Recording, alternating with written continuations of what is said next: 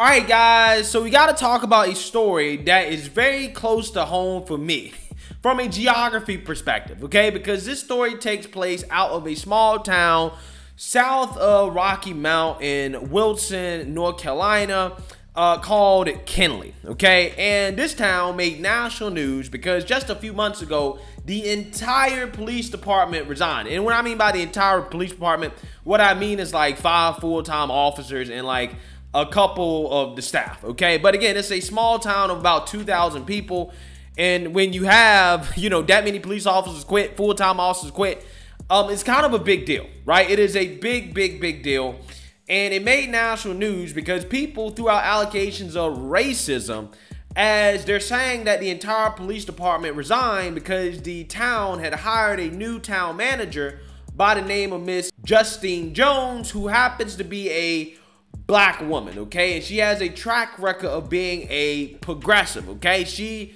probably is woke, right?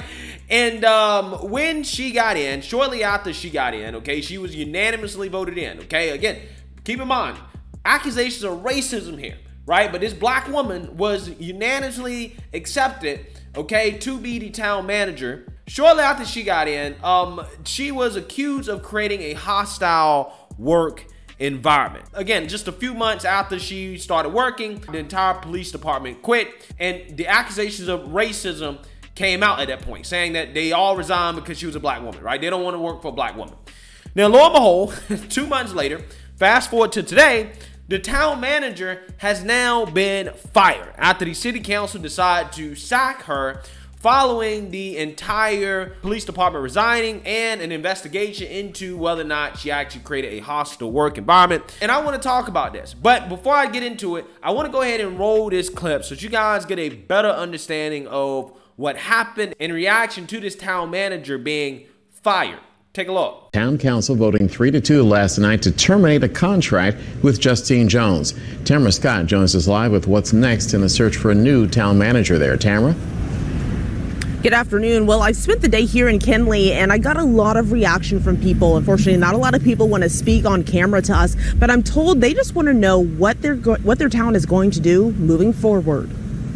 The town of Kenly this morning doesn't look much different, but come Friday, they will be without a town manager and a police force. Last night, the town council voted 3-2. Town manager Justine Jones is out. This comes after hearing results of a weeks-long investigation into allegations of a hostile or toxic work environment. It was former police chief Josh Gibson who alleged that Jones made work conditions unbearable, that he and the entire police force quit. Jones started the position in June, and she beat out 30 candidates for the job, and the vote to hire her was unanimous. I stopped by several businesses today to ask how they feel moving forward. Few wanted to comment on camera, but an unnerving feeling of what's next was very common. Miss Edna has lived here 60 years, and she says she just wants a fresh start. Start all over, get every new person that has anything to do with the town. New manager, new chiefs, new policemen. Don't get none of them. If you don't, you can still have that little itch in there. She was let go because of racism. Denise Bennett and her sister Annette are homegrown, born and raised Kenly natives. Bennett attending the council meeting last night, wherein a 3-2 vote, town manager Justine Jones' contract was terminated.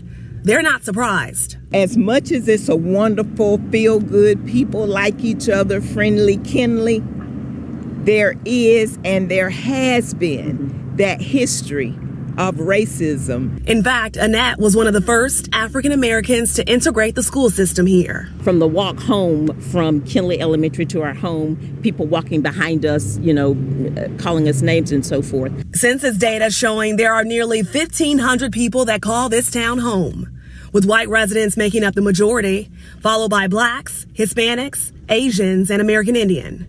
Kenly resident Nancy Kate says there's no race problem here. I don't like the fact they said that because I can call anyone, any color. Kate's telling me Kenly officers resigned because Jones was hired, creating a toxic work environment. But an investigation found that was not true. I'm glad she's gone. She shouldn't have been hired to start with. And now it's a waiting game on what happens next in this small town located east of the Triangle. These sisters with a message for town manager Justine Jones. She made a difference. She gave us hope for a little while. Do not internalize this. This had absolutely nothing to do with you, your competence, your performance. You were never given a chance to do your job. And Justine Jones just released a 3-paragraph statement to us. She says her goal was to always represent the people of Kinley in the best manner possible. And she was selected because of her core principles, to who she spoke to as a leader, Her last day on the job is this Friday. We're live in Kinley. Akilah Davis, ABC 11 Eyewitness News. Yeah, Akilah, she goes on to say she wasn't able to accomplish all the goals in that short time, but she's hoping that everyone who comes behind her will continue the work that she hoped for that community. Akilah Davis reporting. Thank you. Yeah, so you guys seen that, you heard that, okay? The town, or some people in the town, are crying racism, and you have people that are actually rallying for her after she was fired, okay? Now, I want to see this off the bat, right? You can't cry racism after the town decided to hire you in the first place, and then they decide to fire you after allegations of creating a hostile work environment. And here's the reason why. The reason why is because if the town was so racist, you wouldn't have got hired in the first place, right? I'm just saying, you can't cry racism and say they fired you because of race when your race didn't keep you from getting hired. Because if the town was truly racist, then they wouldn't have hired a black woman in the first place. So you can't say that she was fired because, I don't know, the town is racist or whatever. Now, I guess what they could be saying is that because the police officers are allegedly racist, because it's supposed to be racism as the reason why they resigned, which we're going to get into, some of the officers here that are speaking out basically telling us what they meant by the allegations that she created a hostile work environment. But I guess what I'm saying is that you can say that, well, it's because of the racism of the police officers, right? It's not necessarily that the town is racist. It's that the racist police officers had resigned, basically putting the town in a hard situation where they can't get police to work in this town because of this town manager, right? Because I guess racist police officers refused to work for the town manager. I guess you can kind of say she was fired for racism because of that, if you believe that the police officers actually were racist and that, you know, this had something to do with racism, which, in my opinion, we don't have any real evidence to suggest it was because of racism.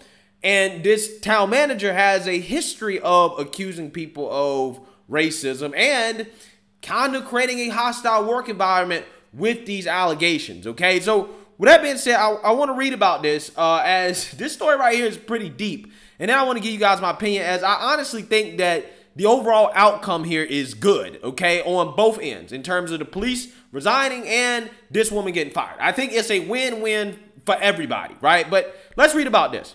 A police chief claims that he and 4 other staff members quit after their hostile black town manager gave them, quote, crazy write-ups for speaking to the public while on duty, as she was fired from her job following the resignations. Ex-chief Josh Gibson of police in Kinley, North Carolina, stepped down from his role after clashing with Justine Jones, the town manager, repeatedly since she took the post in June. Jones was fired Tuesday night, with Gibson now speaking out about their testy relationship. City council officials voted 3-2 to oust Jones during an emergency meeting that followed a month-long investigation into the department's allegations. Gibson, who had worked the job for 20 years, and 4 of his staff members handed in their resignation letters to both Jones and City Council last month. They were joined by 2 town clerks who also accused the manager of creating a toxic and hostile work environment for the city employees. Jones unsuccessfully sued her previous employer for gender and racial discrimination. All right, so let's stop here, okay? And let's address this sentence here about Jones unsuccessfully suing her previous employer for gender and racial discrimination. So apparently, when she was working at her previous employer in South Carolina, she sued for racial discrimination after she was fired in 2015. So here we are with this town manager who just got fired, she was previously fired from another job, okay? And then she sued the employers and accused them of hostile treatment and not paying her fairly because she was black and had a disability, according to court documents. She also accused the county of discriminating against her because she was a whistleblower who reported serious fraud, wrongdoing, and violations of the law. Now, just reading this sentence and reading this tells you that this lady probably is an issue, okay? She probably is an issue because she accused the last place that she worked of racial discrimination after she was fired, okay? She got fired, which means she probably wasn't doing her job.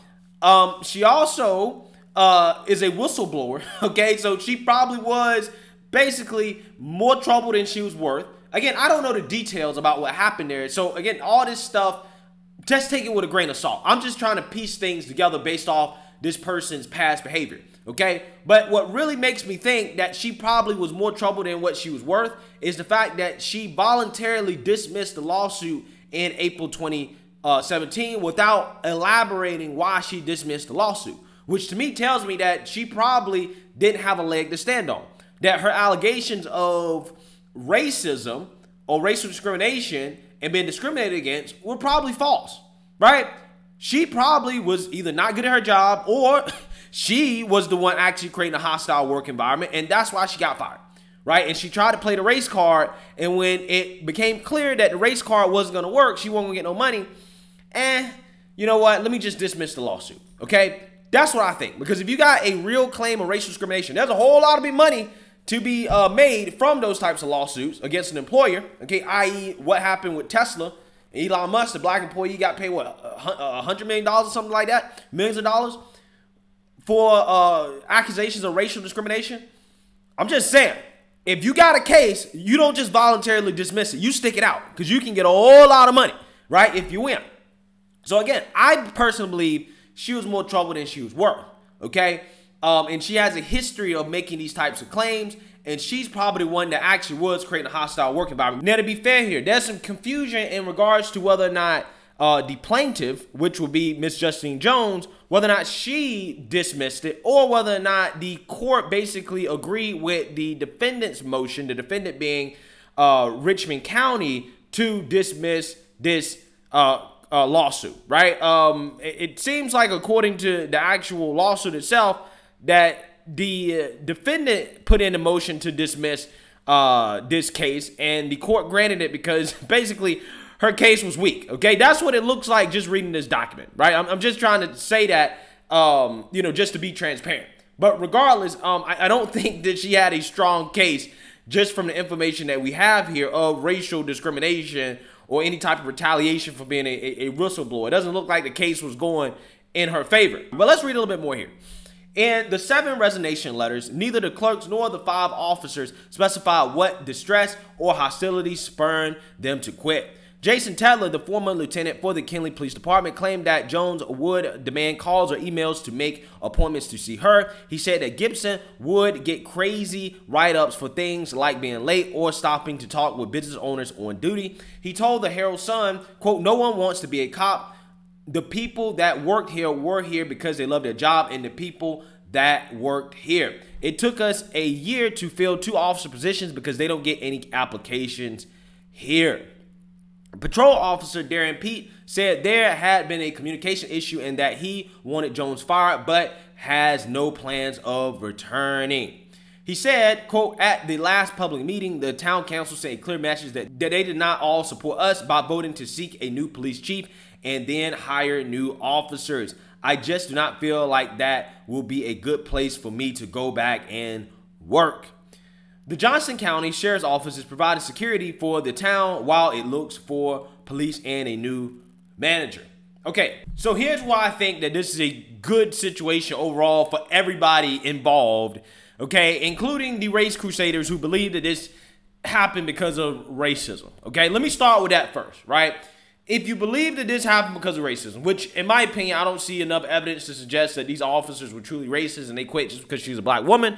I'm not saying it's not possible, but I really just don't know, okay? I have no clue whatsoever, and I have my doubts based off her previous lawsuit and the fact that she does have a reputation as being a progressive woman. And you guys know that progressives aren't necessarily all that, friendly with police and law enforcement. So she probably was an issue. If I had to bet money, she probably did create what they felt like was a hostile environment. But let's say they resigned over racism. If they resigned over racism, then that's a good thing. And the reason why is because you don't want racist officers, right? If they're so racist that they want to work for a black woman and it has nothing to do with the work environment being hostile, then hey, what's the issue, right? Because if these people don't want to protect the town, they don't want to do what their duties are, which is, again, to protect the people, then they shouldn't be police officers in the first place. Okay, if that's why they resign, even though I don't believe that, I'm just saying. Okay, if you go with the race hustlers on this, they should be happy that they resign. Okay, you find new people. You find two people who want to work, who don't necessarily care about the town manager being a black woman.